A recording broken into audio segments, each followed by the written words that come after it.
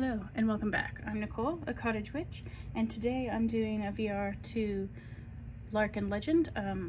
Logan, they did a Maiden Mother Crone tag, choosing 3 decks-ish for each, for Maiden, 3 for Mother, 3 for Crone energies. And so I'm going to attempt to do that today and fail in the numbering. Oh well. So the first one for Maiden is the Tarot of the Divine, because it's all folk tales, fairy tales, mythologies, some religious figures, but you know, if you're a pessimist or some would say a realist, you could put that under mythologies. And it's just a lot of fun. Like, look at that. But you don't like that. It's fun. It's energetic, and it's very much a story time sort of deck.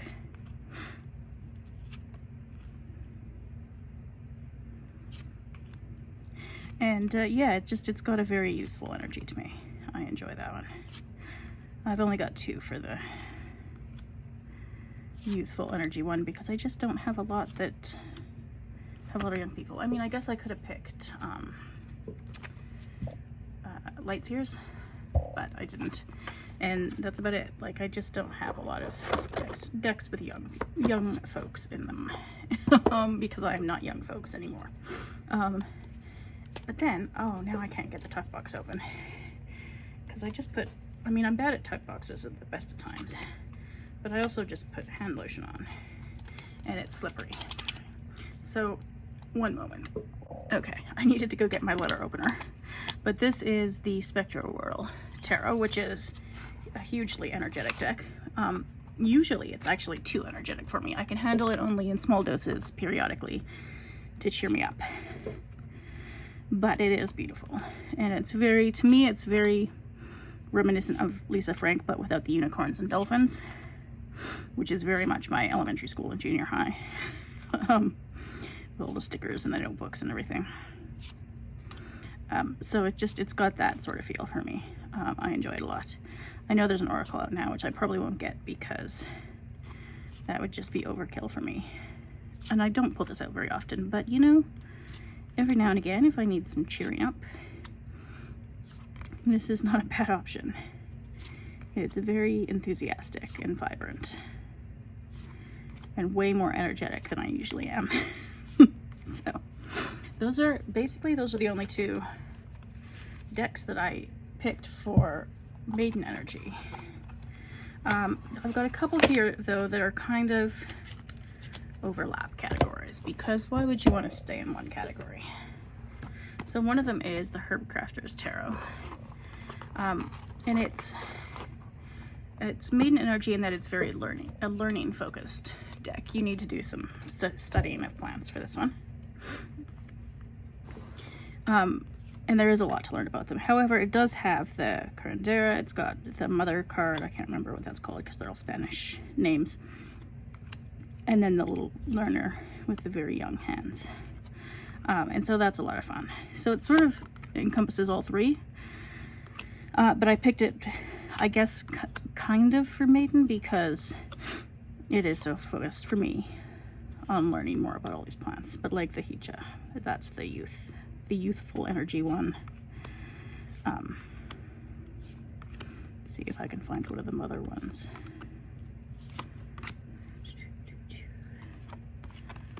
That's sort of the, I don't know, adolescent, and then the mother. So it does sort of encompass the whole life cycle, which is cool. And then sort of moving into the mother category, I have one that I made that I'm gonna reprint at one time because I finally, like last week, took the last photograph. So these are all my, well, these are not all my photographs. Most of these are, but there are a few that aren't. And a few that, like that one, that I wanted to improve. And this one. That's chickweed, which is still overrunning my garden. And I did grow some oats in my garden this year specifically so I could take my own picture of milky oat tops. So things like that. This I've replaced with something else that grows around me. So this is my Prairie Herbalist sort of study deck, where I've got flashcard type information on the back. And yeah, it's very, to me, it's very nurturing. This is Feverfew? Yeah. I just take this out because the only place I know where to find high bush cranberries, the park is closed all summer.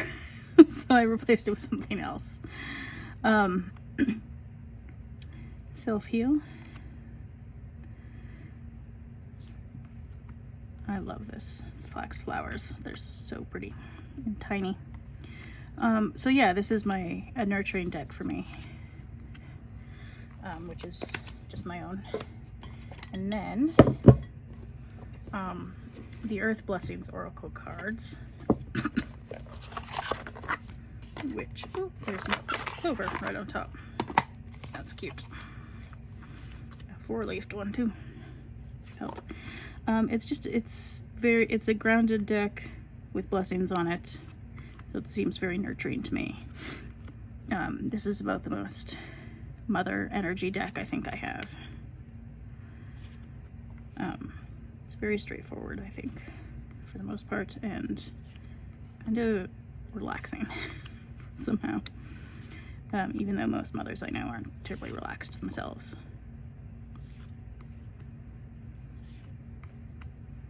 But yeah, this is my nurturing, oh there we go, nurtured. May you be loved and cared for. Nurturing deck.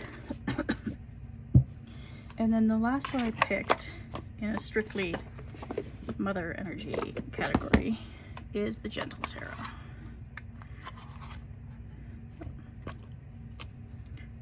Stuck in the bottom. Because I do feel it. It's one of the gentlest decks I own, but it's also one of the most nurturing and sort of healing and soothing decks that I've got. And I don't know, it's an all-time favorite. I've talked about it a million times, so I probably shouldn't, pardon me, probably shouldn't go on at length about it, but look at that. She's adorable. Anyway, that's the last strictly mother deck that I've got. I have a couple that kind of are like mother / crone. They cross both. One of those is the Song of the Grandmothers, which I also feel is very nurturing.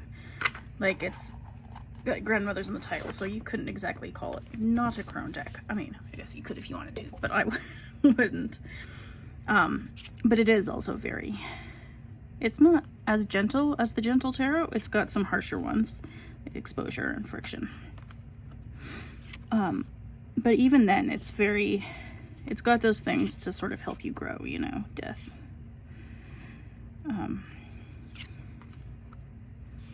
Freedom, detoxification. It's so good. I love this deck. Mother Wolf. So for me, this sort of straddles the mother into crone energy. It's also very colorful for a mother deck, which I or for a grandmother deck, which I kind of enjoy because it's not all like black and white and death. And I've got a couple of those coming up. But it's nice to have a colorful one as well. It's, you know, just more vibrant and still full of life. Yeah, so that is some of the grandmothers. And then I've got Tarot of Persephone's Garden, which I use for my garden for more of the death aspect. So this is, I would say, more crone than mother, but it's kind of, you know, when she comes up from the garden, or from Hades, that's when, you know, Demeter can allow things to grow again. So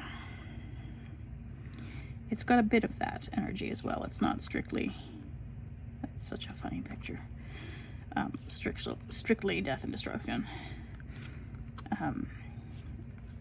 Though that's the sort of decaying part of the garden, the recycling for rejuvenation aspect of gardening and composting and things is what I like this deck for the most. Although it does have some younger, more vibrant garden type imagery in it as well. that not so much. But this one a little bit. So yeah, this is more into Crone territory.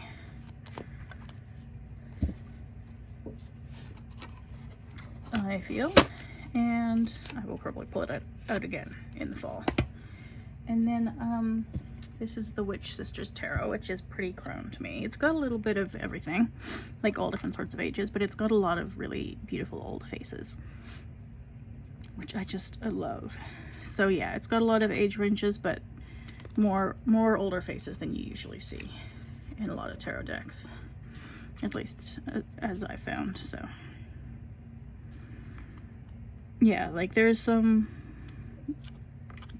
youthful parts and some mothering parts, but a lot of really wild Crone type energy in here as well, which I really enjoy.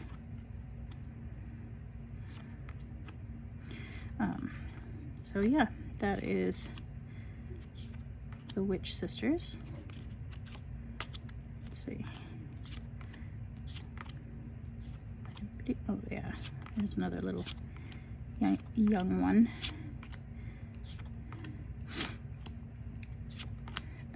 Yeah, let's end on this one. The Star as an old woman. That's beautiful. I love her. I just love the way she draws older women's faces. It works for me. A couple other decks that I use for the Kalia are Tarot of the Abyss, which I'm sure everybody's seen at this point, so I won't show it too much, but maybe a little, because just for fun. But it's the deck that last winter I used for Kalia, or sort of Spirit of Winter energy, and it worked beautifully for that. It was, yeah, incredible. Love it. And she does have a range of ages in here. It's not all young people. And the black and white quality just works really well for winter, I feel. Yeah, so that I've used last winter, and then just recently I got the Wisdom of the Kalia Oracle by Jane Bredson. Oops. If I can get it out of its little bag. So I haven't actually used this yet. I'll use it this winter, or maybe this fall if I can't wait till the winter. When the season starts to change and get a little bit colder, I'll pull this one out, because I feel like it would be ideal for that.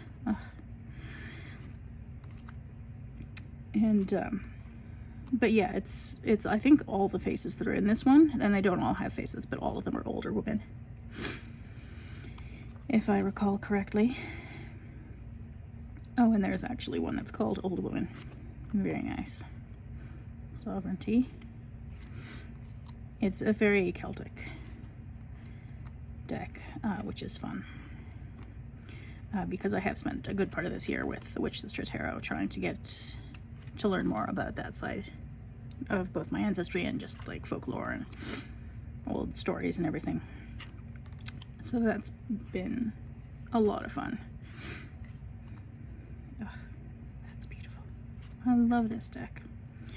I don't know what it's like to use yet, because as I say, I haven't. It's just, you know, at the height of summer, it seems kind of not quite the right time. And it's not a huge deck. I don't know how many cards it has, but it's not an abundance of cards. But I mean, that is beautiful. And yeah, so I'm definitely looking forward to using this winter. It's just, her artwork is so, just does something for me that I can't really explain. I'm almost at the end here, so let's just finish going through the whole deck and we'll end on the moon. So that is Wisdom of the Kalia. It's a bit of a strange process to get this deck. You sort of have to message her on Instagram or Facebook, and she'll put you on the wait list. I think she only prints it once a year, or sometimes once every other year if life, you know, interferes. And then, well, I've got just 2 more for Crone. See, I said I'd fail at the numbers. I didn't stick to 3. Sorry. Oh well. But this is the Wisdom of the Elders by, I think he's a Micmac. medium called Sean Leonard. And I'm not 100% convinced that the art is my style. Having said that, though, that is beautiful. But I really like the idea of messages from elders, of learning from the elders. We've got a funny relationship with aging in our culture, so it's interesting to have one of these, again, a colorful deck that explores what the elders might have to teach us. I've only used it a little bit. I need to find more ways to use it. Maybe this fall I'll experiment. But yeah, cedar, sacred medicine.